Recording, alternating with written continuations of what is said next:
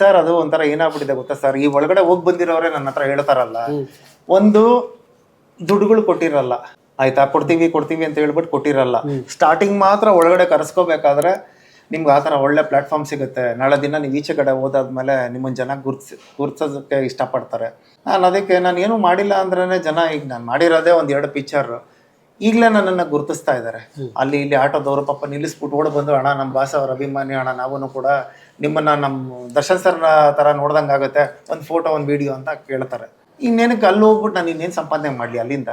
ಇನ್ನು ನೋಡಿ, ಈಗ ಬಿಗ್ ಬಾಸ್ ಇಂದ ಆಚೆ ಹೋಗಿ ಬಂದಿರೋರೆಲ್ಲ ಸಲೂನ್ಗೆ ಹೋಗೋದು, ಸಾರಾಗಿನ ಮಾಡ್ಕೊಂಡು, ಅದಾದ್ಮೇಲೆ ಒಂದು ರೆಸಾರ್ಟ್ಗಳಿಗೆ ಹೋಗೋದು, ಅಲ್ಲಿ ಫೋಟೋ ಶೂಟ್ ಮಾಡೋದು, ಅದಾದ್ಮೇಲೆ ಇನ್ಯಾವುದೋ ಅಂಗಡಿ ಓಪನಿಂಗ್ ಹೋಗೋದು.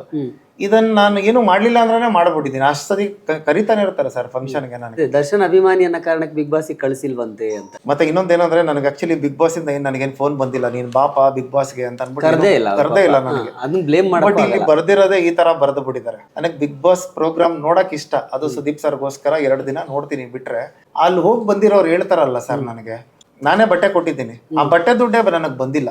ಅಷ್ಟೆಲ್ಲ ಹೋಗಿ ವಾರ ಸಂಪಾದನೆ ಮಾಡ್ತೀರಾ, ಎಲ್ಲಿ ಮತ್ತೆ ದುಡ್ಡು ಅಂದ್ರೆ? ಇಲ್ಲ ಸರ್ ನಮಗೆ ಕೊಟ್ಟಿಲ್ಲ, ಅದು ಕೊಟ್ಟಾದ್ಮೇಲೆ ಕೊಡ್ತೀವಿ ಸರ್. ಯಾವಾಗ ಕೊಡೋದು? ನೆಕ್ಸ್ಟ್ ಸೀಸನ್ ಬೇರೆ ಬರುತ್ತೆ, ಇನ್ನೇನು ಸ್ವಲ್ಪ ತಿಂಗಳು ಬಿಟ್ರೆ ಅಂತ ಅಂತೆ. ಬಣ್ಣದ ಪ್ರಪಂಚ ಅಲ್ವಾ ಸರ್, ಮೇಲ್ಗಡೆ ನೋಡಕ್ ಮಾತ್ರ ಅಷ್ಟು ಚೆನ್ನಾಗಿರುತ್ತೆ. ನಾನು ಅದಕ್ಕೆ ಹೇಳಿದೆ, ನೀವು 1 ಕೋಟಿ ಕೊಡ್ತೀನಿ ಅಂದ್ರೂ ನಾನು ಒಳಗಡೆ ಹೋಗಲ್ಲ ಅಂತಾನೆ ಹೇಳಿದೆ.